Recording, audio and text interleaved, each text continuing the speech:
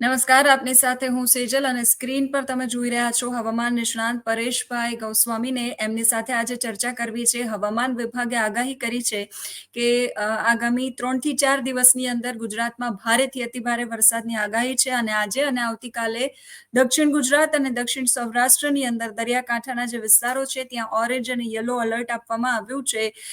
પરેશભાઈ, સ્વાગત છે આપનું જમાવટમાં. અને સૌથી પહેલા તો આપની પાસેથી એ જાણવું છે કે ચોમાસું આગળ વધ્યું છે કે નહીં, અને અત્યારે જે વરસાદ પડી રહ્યો છે એ ચોમાસા અંતર્ગત પડી રહ્યો છે કે હજુ એ પ્રી મોન્સૂન એક્ટિવિટી ગણાશે? ચોક્કસથી સજલબેન, જોવા જઈએ તો ચાલુ વર્ષ એટલે કે 2024ના વર્ષ દરમિયાન ચોમાસું છે તે એના નિયત સમય કરતા થોડુંક વહેલું ચાલી રહ્યું હતું, જેમાં 11 જૂન 2024ના રોજ ગુજરાતની અંદર ચોમાસાની એન્ટ્રી થઈ ગઈ હતી. હવે સ્વાભાવિક રીતે જોવા જઈએ તો કેરળથી જે ચોમાસાની શરૂઆત થાય છે એ કેરળ, કર્ણાટક, ગોવા, એ પછી મહારાષ્ટ્રમાં આવે, અને મહારાષ્ટ્રમાં મુંબઈ પછી સીધું દક્ષિણ ગુજરાતના વલસાડ જિલ્લા તેનો પ્રવેશ થતો હોય. જેમ વલસાડ જિલ્લાની અંદર વલસાડ, વાપી, નવસારી સુધી આ નૈઋત્યના ચોમાસાનો પ્રવેશ થઈ ગયો હતો. પણ 11 તારીખે જેવું વલસાડ જિલ્લાની અંદર ચોમાસાનો પ્રવેશ થયો, એ પ્રવેશ થતાની સાથે જ ચોમાસું છે એ નિષ્ક્રિય થઈ ગયું હતું. એ નિષ્ક્રિય ચોમાસું છે એ ધીમે ધીમે 21 તારીખથી ફરીથી સક્રિય થવાનું ચાલુ થયું છે. એટલે ગત પરમ દિવસે 21 તારીખે ચોમાસું ફરીથી સક્રિય થયું. એટલે જેની પૂર્વ પાંખ છે એટલે મધ્યપ્રદેશ અને છત્તીસગઢ જેવા વિસ્તારો હતા કે જ્યાંની પૂર્વ પાંખ થોડીક આગળ ચાલી હતી. અને ખાસ કરીને આજે 23 જૂન 2024ની વાત કરવા જઈએ તો આજે એની પશ્ચિમ પાંખ પણ આગળ ચાલી છે. પશ્ચિમ પાંખ આગળ ચાલી છે, જેને કારણે ગુજરાતની અંદર પણ દક્ષિણ ગુજરાતમાં જે વલસાડ સુધી ચોમાસું હતું એ સક્રિય થઈને થોડું ત્યાંથી પણ ઉત્તર પશ્ચિમ તરફ આગળ ખસ્યું છે, અને સૌરાષ્ટ્ર ઉપર પણ ચોમાસું આવી ગયું છે. જોકે આ પણ જે સેટેલાઇટના માધ્યમથી આઈએમડી એટલે કે ઇન્ડિયન મેટ્રોલોજી ડિપાર્ટમેન્ટ, જેને આપણે હવામાન વિભાગ કહીએ છીએ, એના દ્વારા જાહેર કરેલું આજનું આ રોડમેપ છે. આજની આ જે ચોમાસાની જે ચોમાસું ધરી હોય છે, જે ચોમાસું લાઈન હોય છે, એ જે રીતે આગળ વધી છે, હવામાન વિભાગે આજે એક સેટેલાઇટના માધ્યમથી તસવીરો પણ જાહેર કરેલી છે. એટલે એ પ્રમાણે જોઈએ તો ગુજરાતની અંદર પણ આજે ચોમાસું આગળ વધ્યું છે. જોવા જઈએ તો છેલ્લા 2 દિવસથી રાજ્યના અલગ અલગ વિસ્તારમાં વરસાદ પણ જોવા મળે. આમ જોવા જઈએ તો 14 થી લઈને 19 જૂન દરમિયાન જે વરસાદો પડ્યા છે એ વરસાદો છે એ અરબ સાગરની અંદર એક યુએસએ એટલે કે અપર એર સાયક્લોનિક હતું, જેને કારણે દ્વારકા જિલ્લામાં આપના માધ્યમથી લગભગ દરેક ગુજરાતીઓ સમાચાર સાંભળ્યા હશે કે દ્વારકા જિલ્લામાં 7-8 ઇંચ જેવા વરસાદો પડ્યા, પોરબંદરમાં પડ્યા, અન્ય વિસ્તારોમાં પણ જે વરસાદ પડ્યા હતા એ બધું યુએસએ ને કારણે હતું. હવે અત્યારે જે વરસાદ પડી રહ્યા છે એના 2 કારણ છે. એક કારણ એ છે કે અત્યારે જે નૈઋત્યનું ચોમાસું ચાલુ હોય ત્યારે જે દક્ષિણ ગુજરાતથી લઈને કેરળ સુધીનો જે ઓક્સો ટ્રફ હોય છે એ પણ પોઝિટિવ ફેઝમાં છે, ખૂબ મજબૂત છે, જેને કારણે ચોમાસાને એક નવી ગતિ મળી છે. જે ચોમાસું નિષ્ક્રિય હતું એને સક્રિય કરવામાં આ ઓક્સો ટ્રફે ખૂબ મહત્વનો ભાગ ભજવ્યો છે. ઓક્સો ટ્રફ મજબૂત થયો, જેને કારણે ચોમાસું આગળ ચાલ્યું છે.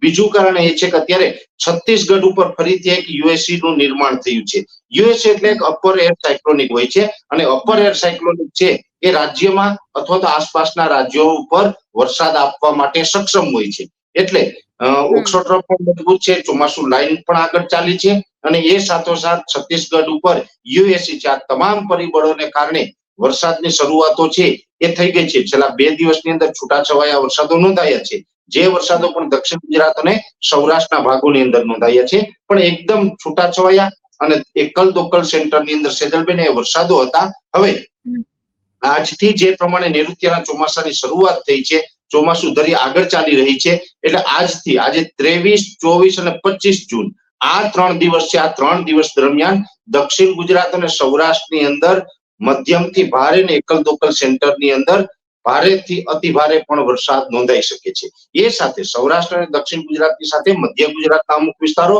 અને ઉત્તર ગુજરાતના વિસ્તારોની અંદર પણ વરસાદની માત્રા જોવા મળે તેવી શક્યતાઓ છે. જોકે મધ્ય ગુજરાત અને ઉત્તર ગુજરાતની અંદર એરિયા પણ સીમિત હશે અને વરસાદની તીવ્રતા પણ ઓછી હોઈ શકે છે. પણ ખાસ કરીને અત્યારે જે આ 3 દિવસ છે એમાં 23, 24 અને 25 જૂન છે, એમાં સૌરાષ્ટ્ર અને દક્ષિણ ગુજરાતની અંદર વધારે તીવ્રતા હશે, અને દક્ષિણ ગુજરાત અને સૌરાષ્ટ્રના મોટા ભાગના વિસ્તારોને આ 3 દિવસની અંદર ચોમાસું છે આવરી લેશે.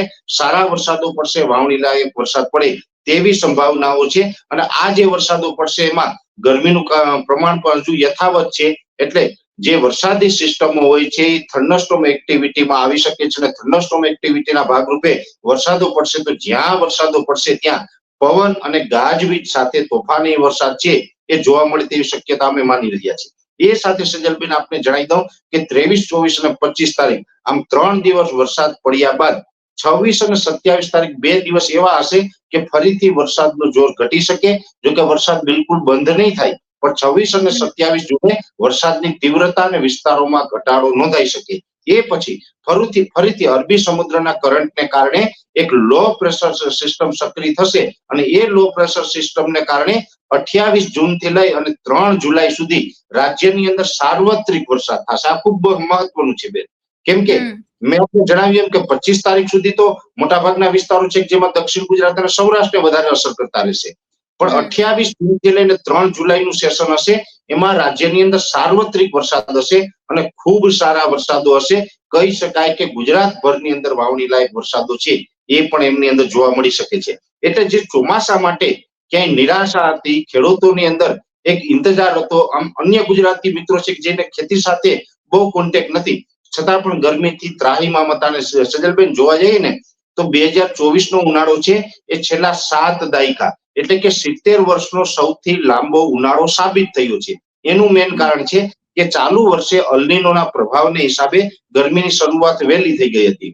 લગભગ 15-17 ફેબ્રુઆરીથી ઉનાળો ચાલુ થઈ ગયો હતો। 15-17 ફેબ્રુઆરીથી ઉનાળો ચાલુ થયા પછી સખત ગરમી પડી, ભીષણ ગરમીનો સામનો દરેક ગુજરાતીઓએ કર્યો છે। અને આજની તારીખે વાત કરવા જઈએ આમ તો ગઈકાલ સુધી 22 જૂન સુધી આ ઉનાળો કન્ટિન્યુ જોવા મળ્યો। આજે ઠીક છે કે ચોમાસું થોડુંક આગળ ચાલ્યું એટલે રાજ્યના અનેક વિસ્તારોની અંદર ચોમાસું અત્યારે બેસી ગયું કહેવાય, પણ ગઈકાલ સુધી તો રાજ્યની અંદર ઉનાળો હતો। એટલે ખૂબ લાંબો ટાઈમ સુધી ઉનાળો ચાલ્યો, એટલે 7 દાયકાનો 70 વર્ષનો સૌથી લાંબો ઉનાળો છે આ ગુજરાતીઓએ જોયો છે। હવે લોકો ગરમીથી પરેશાન છે, થાક્યા છે, ત્યારે વરસાદની રાહ જોઈને બેઠા છે। ત્યારે હું કહું કે હવે ગુજરાતીઓએ ચિંતા કરવાની જરૂર નથી। હવે વરસાદ છે, નૈઋત્યનું ચોમાસું છે એ ગુજરાતના દ્વાર ખટખટાવી રહ્યું છે અને હવે આપણે 24 થી 36 કલાકની અંદર લગભગ દક્ષિણ ગુજરાત અને સૌરાષ્ટ્રના મોટા ભાગના વિસ્તારોને ચોમાસું આવરી લેશે અને જૂન મહિનાના છેલ્લા અઠવાડિયાની અંદર તો લગભગ મેઘમહેર થઈ જશે અને રાજ્યના તમામ વિસ્તારોને સારા વરસાદનો લાભ મળી શકે છે। આવું ચોક્કસ અમારું વ્યક્તિગત માનવું છે સજલબેન। સૌરાષ્ટ્ર અને દક્ષિણ ગુજરાતની વાત કરી, સાથે તમે મધ્ય ગુજરાત અને ઉત્તર ગુજરાતની પણ વાત કરી। અમુક વિસ્તારોની અંદર ત્યાં પણ વરસાદ પડશે। ખાસ મારે અમદાવાદ અને ગાંધીનગર માટે જાણવું છે, કારણ કે અમદાવાદ અને ગાંધીનગરથી પણ લોકો અમને પૂછતા હોય છે કે ભાઈ આ 3 દિવસ જે છે એમાં અમદાવાદ અને ગાંધીનગરમાં વરસાદ પડવાની શક્યતાઓ ખરી? ચોક્કસથી સજ્જનબેન, આ 3 દિવસ દરમિયાન અમદાવાદ, ગાંધીનગર, કપડવંજ, આણંદ, નડિયાદ, ખેડા એટલે જેને મધ્ય ગુજરાતનો ભાગ કહીએ છીએ, જેમાં સાણંદ, વિરમગામ જેવા વિસ્તારોનો પણ સમાવેશ થાય છે। જે ગુજરાતના મધ્ય ગુજરાતના ભાગો છે ને એમાં પણ જે અમદાવાદ આસપાસના સેન્ટરો તમામ અને અમદાવાદ પ્રોપર આ વિસ્તારોની અંદર આજે પણ મોડી રાત સુધીમાં હળવા સામાન્ય વરસાદો નોંધાઈ શકે, પણ બહુ મોટા વરસાદની આશાઓ આજે આપણે ન રાખી શકીએ। એ સાથે આવતીકાલે 24 અને 25 તારીખે પણ અમદાવાદ અને આસપાસના તમામ સિટીની અંદર વરસાદની શક્યતાઓ છે। એકંદર કહી શકાય કે ગરમીમાંથી આંશિક રાહત મળે એવી શક્યતા માનવાની છે। બહુ મોટા વરસાદો છે 2 દિવસની અંદર અમદાવાદમાં ન જોવા મળે, પણ એક ચોક્કસથી છે કે વરસાદો નોંધાશે, પણ દક્ષિણ ગુજરાત અને સૌરાષ્ટ્ર કરતા અમદાવાદ અને મધ્ય ગુજરાતના ભાગોમાં વરસાદની તીવ્રતા થોડીક ઓછી રહે એવું મારું માનવું છે। પણ વરસાદ સારા એવા આવનારા 2 દિવસની અંદર અમદાવાદ અને મધ્ય ગુજરાતમાં નોંધાય તેવી શક્યતા અમે માની રહ્યા છીએ। જોકે એ 2 દિવસ પછી પણ ફરીથી પાછો આપણે 26 અને 27 જૂનનો છે 2 દિવસનો ગેપ છે બેન। એ પછી પાછો 28 તારીખથી તો સાર્વત્રિક ઓલ ઓવર ગુજરાતની અંદર વરસાદની શક્યતાઓ છે। એટલે આપણે કોઈ મધ્ય ગુજરાત હોય કે ઉત્તર ગુજરાત હોય, કચ્છ હોય કે અન્ય કોઈ પણ ગુજરાતના વિસ્તારો હોય, કોઈ ચિંતા કરવાની જરૂર નથી। અને આમ બી આજે દક્ષિણ ગુજરાત થી લઈને મધ્ય ગુજરાતના જે આમ તો જે દાહોદ, ગોધરા છે, છોટાઉદેપુર છે, બરોડા સુધીના વિસ્તાર છે જેને મધ્ય ગુજરાત કહે છે, ત્યાં સુધી તો આજથી જ સારા વરસાદોની શક્યતાઓ છે ને આવતીકાલ અને પરમ દિવસ એટલે કે 24 અને 25 તારીખે તો ખૂબ સારા વરસાદો છે એ મધ્ય ગુજરાત અને દક્ષિણ ગુજરાતમાં જોવા મળશે। પણ અમદાવાદ વાળા વિસ્તારની વાત અલગ રહેશે અને સૌરાષ્ટ્રમાં પણ સારા એવા વરસાદો છે એ આવનારા 3 દિવસ સુધી આપણે જોવા મળશે। એટલે સૌરાષ્ટ્ર, દક્ષિણ ગુજરાતના જે વિસ્તારો છે, મધ્ય ગુજરાતના અમુક વિસ્તારો છે, એ લોકોને રાહત છે. અમદાવાદ, ગાંધીનગરને પણ રાહત છે, પણ આંશિક રાહત મળશે. અંતિમ સવાલ, કારણ કે આમ તો બધી જ ઇન્ફોર્મેશન તમે વરસાદને લઈને આજના દિવસની અને આગામી દિવસોની આપી દીધી છે, પણ એક સવાલ એ છે કે છત્તીસગઢ, ઓડિશા તરફ જે અપર એર સર્ક્યુલેશન સર્જાયું છે, એક એવું અમે પણ વાંચ્યું પણ કે રાજસ્થાનની અંદર પણ સર્ક્યુલેશન સર્જાયું છે. તો આ સર્ક્યુલેશન જે છે, અપર એર સર્ક્યુલેશન, એની અસર કેટલો ટાઈમ સુધી રહેશે અને પછી વરસાદની સ્થિતિ કેવી રહેશે? સજલબેન, એ જે યુએસસી છે, અપર એર સાયક્લોનિક છે, એની અસર છે એ આજે એટલે કે 23, 24 અને 25 આ 3 દિવસ સુધી આની અસર રહેવાની છે. અને 3 દિવસની અંદર ગુજરાત અને આસપાસના રાજ્યોમાં પણ વરસાદ નોંધાઈ શકે છે. અને એ અસર 25 તારીખે મોડી રાત સુધીમાં પૂરી થઈ જશે. એ પછી 2 દિવસનો ગેપ છે, 26 અને 27 તારીખ. પછી 28 તારીખથી જે વરસાદો ચાલુ થવાના છે એ યુએસસી ને કારણે નહીં હોય. 28 તારીખથી વરસાદ ચાલુ થશે એ અરબ સાગરના લો પ્રેશરને કારણે થવાના છે. એટલે આપનો જે સીધો સવાલ છે કે આ યુએસસી ની અસર છે કેટલા દિવસ, હું આપને ચોક્કસ કહી શકું કે 25 જૂન 2024 ના રોજ મોડી રાત સુધી યુએસસી ની અસર છે એ ગુજરાત ઉપર રહેશે ને. એ યુએસસી ને કારણે ગુજરાતમાં વરસાદ પણ નોંધાશે, ગુજરાતના આસપાસના રાજ્યોમાં પણ એને કારણે વરસાદ નોંધાશે. અને એ પછી 2 દિવસના ગેપ આવશે અને 2 દિવસના ગેપ પછી અરબ સાગરનું એક સારું અને મજબૂત લો પ્રેશર આવશે અને એ લો પ્રેશરને કારણે ગુજરાતની અંદર સાર્વત્રિક વરસાદ નોંધાઈ શકે છે. આભાર પરેશભાઈ, જમાવટ સાથે જોડાવા માટે.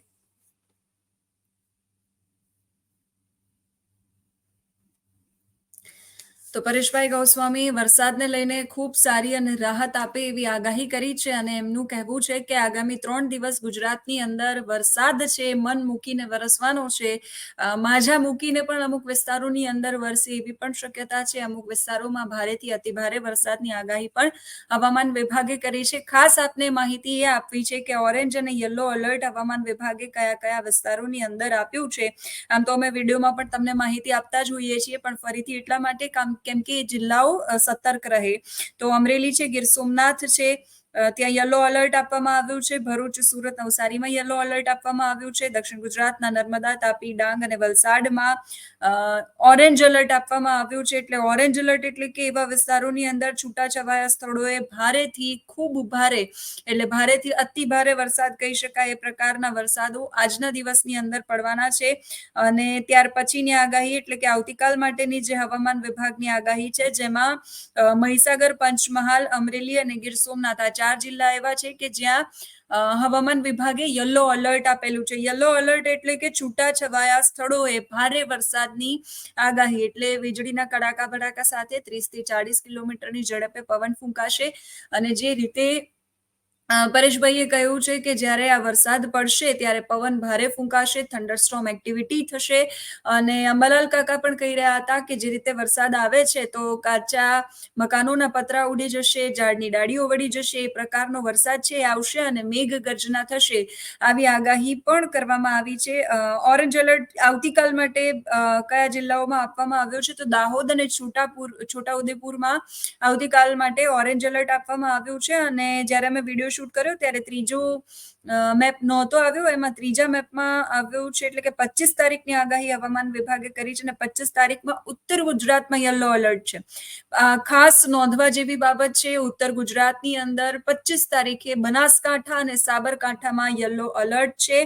જે અપર એર સર્ક્યુલેશન સર્જાયું છે છત્તીસગઢના ઉપર, એ અપર એર સર્ક્યુલેશનના કારણે અને હવે વરસાદની જે પાંખ છે, ચોમાસાની પાંખ, એ બંને તરફની પાંખ ખુલી છે અને એના કારણે વરસાદ છે ગુજરાતમાં મન મૂકીને વરસશે. અને 25 તારીખે ખાસ બનાસકાંઠા અને સાબરકાંઠા માટે યલો એલર્ટ આપવામાં આવ્યું છે અને એ વિસ્તારોની અંદર છૂટાછવાયા સ્થળોએ ભારેથી અતિ ભારે વરસાદ જે છે એ પડી શકે છે.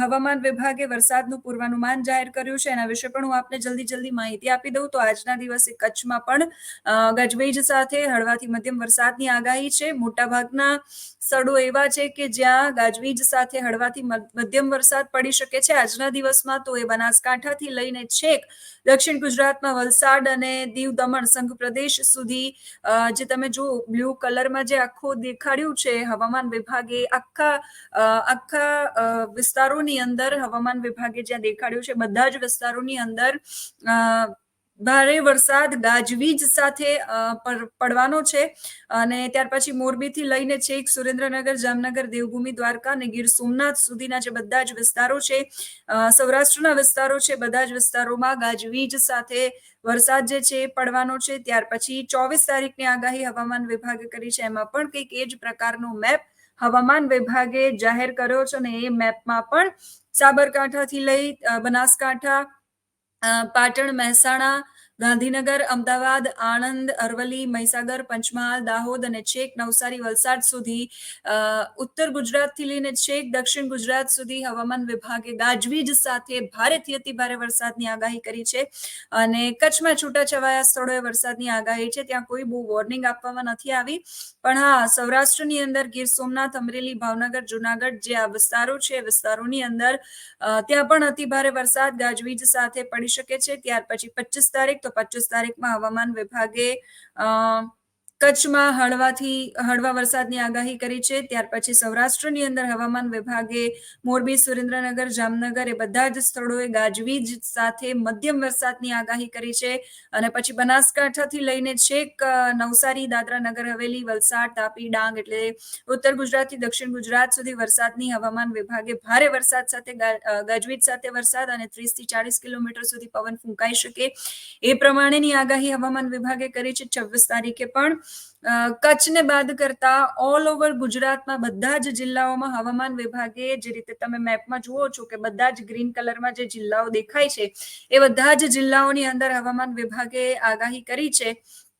અને ત્યાર પછી હવામાન વિભાગે 27 તારીખ માટે આગાહી કરી છે. તો એમાં કચ્છ નથી, એમાં સૌરાષ્ટ્રનું રાજકોટ, બોટાદ, સુરેન્દ્રનગર પણ નથી, પણ સૌરાષ્ટ્રની અંદર જુનાગઢ, ગીર સોમનાથ, અમરેલી, ભાવનગર ની અંદર ભારે વરસાદ પડી શકે છે, હળવોથી મધ્યમ વરસાદ. 27 તારીખ માટેની આગાહી હું તમને કહી રહી છું.